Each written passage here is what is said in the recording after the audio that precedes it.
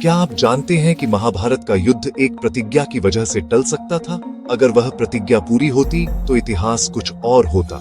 कुरुक्षेत्र की धरती खून से लाल न होती, लाखों योद्धा मारे न जाते। यह कहानी उस रहस्य की है जो महाभारत के पन्नों में कहीं खो गया है। एक ऐसा सच जो आपको हैरान कर देगा। आज हम जानेंगे कि कैसे एक योद्धा की प्रतिज्ञा ने पूरे युद्ध का भविष्य तय कर दिया। हम उस रहस्य को खोलेंगे जो धृतराष्ट्र की अंधी आंखों के पीछे छिपा था। यह सिर्फ कथाओं का संग्रह नहीं है, बल्कि यह उन सवालों के जवाब हैं जो सदियों से पूछे जा रहे हैं। यह यात्रा हमें समय के उस पार ले जाएगी जहां देवता, दानव, मनुष्य और नाग सब एक ही कहानी का हिस्सा थे। हम देखेंगे कि गांधारी की आंखों पर बंधी पट्टी सिर्फ एक पत्नी का त्याग नहीं थी, बल्कि उसके पीछे एक गहरा रहस्य था। तो चलिए इस रहस्यमयी सफर की शुरुआत करते हैं। हम उस पहले रहस्य की ओर बढ़ते हैं जो सीधे हस्तिनापुर के राज्य सिंहासन से जुड़ा है। युद्ध समाप्त हो चुका था। पांडव विजय के बाद अपने ताऊ धृतराष्ट्र से आशीर्वाद लेने पहुंचे। धृतराष्ट्र ने युधिष्ठिर को गले लगाया, फिर उनकी नजरें भीम को खोजने लगी। कृष्ण जो सब जानते थे, उन्होंने भीम को पीछे कर दिया और उनकी जगह लोहे का एक पुतला आगे बढ़ा दिया। क्या आप जानते हैं क्यों? धृतराष्ट्र जन्म से नेत्रहीन थे, लेकिन उनकी भुजाओं में हजारों हाथियों का बल था। यह बल उन्हें महर्षि व्यास के वरदान से मिला था। जब धृतराष्ट्र ने उस लोहे के पुतले को भीम समझकर गले लगाया, तो उनका क्रोध इतना भयानक था कि वह उसे चूर चूर कर देते हैं। सोचिए, अगर उस जगह भीम होते तो क्या होता? कृष्ण की दूरदर्शिता ने भीम को बचा लिया। यह घटना धृतराष्ट्र के क्रोध और दर्द को उजागर करती है, जिसे दुनिया ने कभी नहीं देखा। लेकिन कहानी यहीं खत्म नहीं होती। एक और योद्धा था जिसकी कहानी अधूरी रह गई थी, एकलव्य। अगले भाग में जानेंगे उसके साथ क्या हुआ। हम सब एकलव्य की कहानी जानते हैं, गुरु द्रोणाचार्य को अंगूठा दान देने वाला महान धनुर्धर। लेकिन क्या उसकी कहानी यहीं खत्म हो गई थी? महाभारत के पन्नों में छिपा है कि एकलव्य मरा नहीं था, बल्कि वह एक नए रूप में लौटा था, धृष्टद्युम्न के रूप में। जब एकलव्य ने अपना अंगूठा खो दिया, तो उसने बिना अंगूठे के तीर चलाना सीखा और भी खतरनाक हो गया। कृष्ण जानते थे कि अगर एकलव्य जीवित रहा तो वह पांडवों के लिए खतरा बन सकता है। इसलिए एक घटना में कृष्ण ने उसका वध कर दिया। उसकी आत्मा प्रतिशोध की आग में जल रही थी और यही इच्छा उसके दूसरे जन्म का कारण बनी। धृष्टद्युम्न का जन्म ही द्रोणाचार्य की मृत्यु का कारण बनने के लिए हुआ था।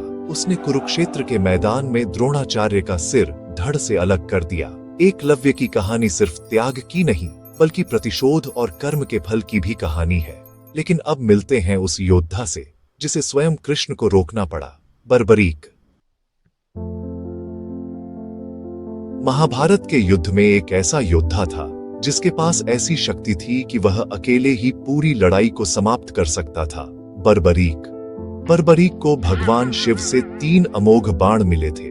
पहले बाण से वह निशान लगा सकता था, दूसरे से बचा सकता था, तीसरे से सबका अंत कर सकता था। उसकी मां ने उससे वचन लिया था कि वह हमेशा हारने वाले पक्ष का साथ देगा। कृष्ण को जब यह पता चला तो वह चिंतित हो गए। बर्बरीक की शक्ति युद्ध का संतुलन बिगाड़ सकती थी। कृष्ण ने ब्राह्मण का वेश धारण कर बर्बरीक की परीक्षा ली। बर्बरीक ने कहा वह 1 मिनट में युद्ध समाप्त कर सकता है।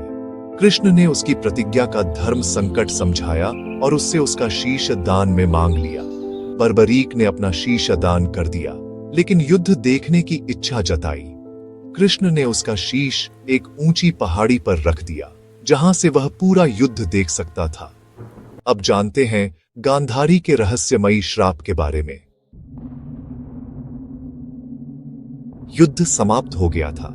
गांधारी अपने 100 पुत्रों की मृत्यु का शोक मनाने युद्ध भूमि में पहुंची। उनके साथ कृष्ण भी थे। गांधारी ने अपनी आंखों की पट्टी हटाई और कृष्ण को श्राप दिया, जिस तरह मेरे कुल का नाश हुआ, वैसे ही तुम्हारे यदुवंश का भी नाश होगा। कृष्ण ने इस श्राप को मुस्कुराते हुए स्वीकार कर लिया, क्योंकि वह जानते थे कि यदुवंश का विनाश निश्चित था। गांधारी का श्राप यह भी दिखाता है कि तपस्या और पतिव्रत धर्म में कितनी शक्ति हो सकती है।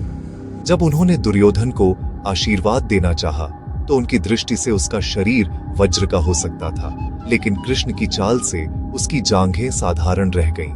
यह श्राप महाभारत की कहानी का अंत नहीं, बल्कि एक नए अंत की शुरुआत थी। द्वारका के पतन की भविष्यवाणी यह हमें सिखाता है कि कर्म का फल हर किसी को भोगना पड़ता है, चाहे वह साधारण मनुष्य हो या स्वयं भगवान। अब जानते हैं युधिष्ठिर के साथ स्वर्ग में कुत्ता क्यों गया। महाभारत का युद्ध समाप्त हो चुका था। पांडवों ने सब कुछ त्याग कर स्वर्ग की यात्रा शुरू की। द्रौपदी और चारों पांडव रास्ते में गिरकर मृत्यु को प्राप्त हो गए।